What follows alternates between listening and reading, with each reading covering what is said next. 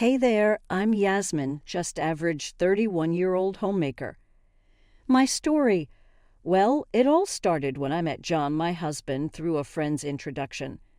After a year of dating, we decided to tie the knot, both dreaming of having children to fill our home with laughter and love.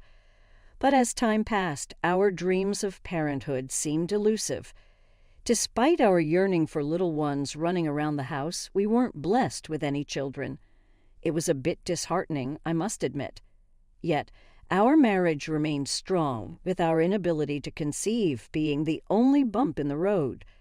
Thankfully, I had a great rapport with John's parents, which made our journey a bit easier. One evening, my parents were scheduled to visit, and John proposed we all go out for dinner together. It was a thoughtful gesture, one that warmed my heart amidst our struggles. As the years passed without any signs of a growing family, doubts began to creep in. Maybe there was something wrong with me. So I decided to take matters into my own hands and explore fertility treatments in hopes of making our dreams a reality. But there were no visible results. I heard there are many reasons for infertility, and we didn't know why we couldn't have children. The journey with no end in sight was exhausting. I was beginning to dread going to the hospital to face no progress and was thinking of giving up on fertility treatments. But then my mother-in-law reached out to help. She had undergone fertility treatments to conceive my husband, so she understood my feelings the best. She comforted me over the phone after my hospital visits. The treatments were costly and unproductive, and she probably sensed my despair from my voice. Until a year ago, she was a stranger to me, but I was grateful for her kindness. With her support, I kept going with the treatments. Before entering the restaurant, I whispered a thank you to my mother-in-law, who smiled back warmly. I was glad they were my in-laws and enjoyed the dinner as a stress reliever from my fertility treatment. Then my husband had to go on a business trip, and we had to pause our efforts to conceive. I heard that continuity is important in fertility treatments, so I was disappointed. But work is work. Maybe taking a break from the stress of trying to conceive would help me recover mentally. I tried to see the positive side. Even after he left, my mother-in-law visited me weekly to take care of my mental health. She was the only one I could talk to about the hardships of fertility treatments and the loneliness of being apart from my husband. Thanks to my mother-in-law, I didn't have to feel that bad. Half a year flew by, and my husband's business trip ended. I was feeling much better mentally and knew I had to refocus on getting pregnant soon due to my age. No way. Yes? Why are you shouting all of a sudden? What happened? I'm pregnant. Our baby is finally coming. Seeing the 2 lines on the pregnancy test, I cried tears of joy. It had been a long-awaited pregnancy. We had overcome periods of anxiety and unsuccessful fertility treatments. I was overwhelmed with happiness, but my husband just gave a strange smile. Maybe he's not happy. No, that can't be the case. Perhaps he was just shocked and needed time to process the news. I shared the joy openly and immediately informed my parents and his. Both sets of parents were overjoyed, and I was too excited to sleep that night. I decided to focus on a healthy pregnancy. But the next day, I assume you know, but I'm busy with work, so I can't help much around the house duties. Don't bother me too much, okay? Sorry, I'll cook tomorrow. There's no tomorrow for someone who can't do it today. He must be stressed out because he is tired from work. I felt guilty for not being able to meet his expectations for housework and meals due to my severe morning sickness in my first pregnancy.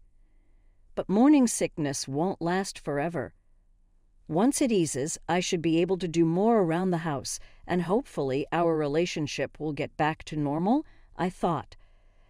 I can't just be soft on myself, especially for our upcoming child and my husband, who's always working hard. I pushed myself to cook and do housework as much as possible, even with the morning sickness. but it seems my efforts didn't reach him. Gradually, he stopped coming home at night and began spending his evenings out. My hormonal imbalances from the pregnancy made me feel mentally unstable. I worried if we couldn't resolve our issues before the baby's birth, could we really build a happy family of 3? Such anxieties continued on the nights he was absent. But as I struggled through each day, I suddenly found myself in the 7th month of pregnancy and decided to return to my parents' house. I had already discussed this with them and my husband. Honestly, I felt more at ease going back to my parents' house than staying with my husband. Perhaps feeling suffocated living with a pregnant wife, my husband readily agreed to my going back home. I took a 2-hour taxi ride to my parents' house. "Don't worry, we'll support you from now on," I had told my mother weeks before about the deteriorating relationship with my husband, John. While admitting he was busy with work, I also vented my frustration about him not supporting me much. So my mother had been worried about me. And since returning home, I've been able to relax truly, even managing to spend days without a single worry. It was something I hadn't experienced in a long time. I regretted not returning home sooner. The comfort at my parents' house was so good that I gave birth to a boy without any issues. He was slightly underweight but cried loudly and felt warm when I held him, bringing me to tears of indescribable joy. Busy with work, John couldn't be there for the birth, but my parents cried with me. Despite the hard times during the pregnancy, I was truly glad to have overcome them. I stayed in the hospital for a week after giving birth, with my parents visiting daily. However, John was noticeably absent. He congratulated me on the birth, but didn't come to see our baby. Though I understood he was busy, I couldn't help feeling angry. Was his work more important than his child?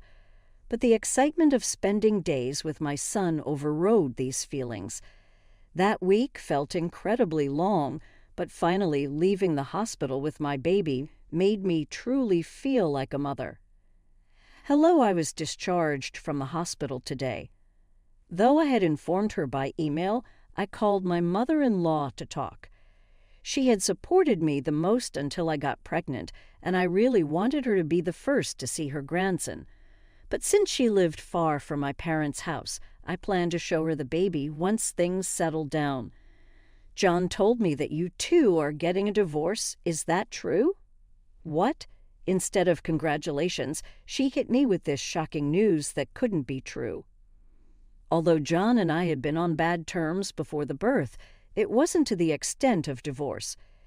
It was just stress on both sides, and now was an important time to care for our son together. I had no idea why she would say such a thing, but I firmly responded, "That's ridiculous. Please don't say such things." "No, I'm serious." She then explained that John indeed intended to divorce me. At first, I thought it was a cruel joke, but my kind-hearted mother-in-law wouldn't do such a thing. Her words seemed far-fetched, but not impossible. I calmed myself and decided to contact John. My heart raced and my body trembled as I dialed his number, hoping it was all a misunderstanding. "Oh, you heard already?" "Well, that's right. I can't live with someone who cheats with another man and has his child." "A woman who cheats with another man?" My husband, John, was under the misconception that I had an affair behind his back and gave birth to the other man's child. This was what I heard from my mother-in-law. It turned out that while I was away giving birth at my parents' house, John had been telling his parents that I was having an affair. I didn't know when he started to misunderstand, but his cold attitude towards me during my pregnancy and his absence at the birth were because of this reason. But did John really think I was cheating, or was there some other reason he wanted a divorce? I couldn't tell, but I knew I had to talk to him in person, so I decided to return to our house a month after returning to my parents. "I'm home, huh? Why did you come back?" "I told you, you have no place in this house." It seemed John hadn't got my message about coming home today. Perhaps he had blocked my number. Well, it didn't matter to someone who was considering divorce. I wasn't surprised by his cold reception. I continued calmly without losing my composure. Do you really intend to divorce me? There's no proof I cheated. I know you've been cheating. Plus, I've already moved my parents out and got rid of your stuff. This house is mine now. John bragged with a smirk, heading to the living room. Following him, I saw my father-in-law and mother-in-law sitting at the dining table and John grinning, holding the divorce papers. If we are to divorce, this house is mine since I got it from my parents. You should be the one leaving. That's ridiculous. You cheated, so I'm taking this house as alimony. It's 3 against 1 here. You don't stand a chance. I hadn't done anything to be suspected of cheating. Seeing John's smirking face, I realized everything. He was framing me. Thinking he had convinced his parents to be on his side was his downfall. He thought he had won over his parents, but he underestimated people. Without evidence, why would they believe his word? I had shared many concerns with my mother-in-law and built a strong relationship. Underestimating this was his downfall. After hanging up with John, I called his parents again. I shared what John had said and reiterated that I hadn't cheated. They then became my allies, confessing they had found John's recent actions suspicious. He had suddenly claimed I cheated and that he would take the house, suggesting they lived together. They had been living in a rental, so living with John in a house would be financially beneficial. They suspected John was trying to leverage this to take the house from me. He might be clever in a way, but careless in the end. And his parents, who knew him best, wouldn't be easily fooled. At this point, it was already decided that my in-laws and I would outsmart John. But one thing was still unclear. Why had John suddenly started this? Our long-awaited child was born, and everything should have been perfect. What happened to him? I didn't have the answer yet. Stop pinning your affair on others. We're leaving this house, so prepare for alimony and child support. Wait, Mom, what are you talking about? An affair? John and I were both shocked by my mother-in-law's words. He was having an affair. What did that mean? Maybe because he cheated on me, I got in the way and he was trying to kick me out. Was he trying to get rid of me to take the house I got from my parents? That's beyond despicable. He's trying to ruin my and my son's life and take a significant asset. Ridiculous. Do you think you can get away with this? Wait, I haven't cheated. Just yesterday, a private investigator gave us the findings. They were supposed to report back in a week, but they had more than enough evidence already, my father-in-law said, pulling out a large envelope from his bag. It contained several photos and a report, about 20 pages long, stapled together. The first page read, "Investigation results of infidelity," with attached photos of John holding hands with a young woman. Disgusting, I glared at John, seeing him now as nothing more than a base creature driven by his desires. He seemed like nothing more than a creature driven recklessly by his own desires, less than an animal. I was speechless, but upon closely examining the photos, there were some capturing the moment he entered a hotel. Despite just having a child, it was apparent he had no awareness as a father. My feelings shifted from anger to utter disbelief. Had I really spent 3 years with such a worthless person? This is over now. How are you going to excuse yourself? No, this is where your responsibility as a father comes in. You knew our marriage wasn't just about us anymore after I got pregnant. It was a momentary lapse. I'm truly sorry. There's no way a person who strays so easily can be a fit father. Don't joke around. My rage, which had subsided for a moment, returned in full force as my husband tried to make excuses. I let out all my pent-up anger, slamming the table and yelling at John, who must have been frightened by the sight of me. For the first time, he seemed frightened by this new side of me, backing away a couple of steps, hiding the divorce papers behind him. What are you hiding? Just because you're in a bad spot now doesn't mean you can back out of the divorce. I'll grant your wish and ask for child support. No, wait. It's better than being a single parent. Enough. I'd rather raise him alone than have someone like you around. He was clearly using the child as a shield now that he felt threatened. Despicable. I wouldn't let such a man claim fatherhood. My anger escalated to the point where I was almost about to lash out physically. We're sorry for the trouble. There's no need to get more upset. We'll take responsibility for our disgraceful son and ensure he pays child support. We'll make him leave the house today and handle the rest. I managed to stop myself, thanks to my in-laws' intervention. I contacted a lawyer regarding divorce procedure. In front of him, he nervously looked at me. Within an hour, his belongings were packed, and he left with his parents for his new residence. Left alone in the room, I felt a sense of loss for a while, trying to calm my mind.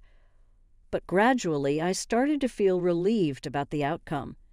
If such a man had a hand in raising my beloved son, he might have turned out as terrible as him. It was a relief that I could prevent it at an early stage. Moreover, having my in-laws on my side until the end was a stroke of luck. I felt a bit guilty about burdening them with their despicable son, but my son was my priority. They understood and took him away, for which I was immensely grateful. I immediately asked the lawyer to proceed with our divorce. Then I decided to sell the house. My ex-husband knew its location, and I couldn't risk him showing up in a fit of vengeance. Being alone with my son, I wouldn't stand a chance if my ex-husband tried something. I also wanted to erase all memories associated with him.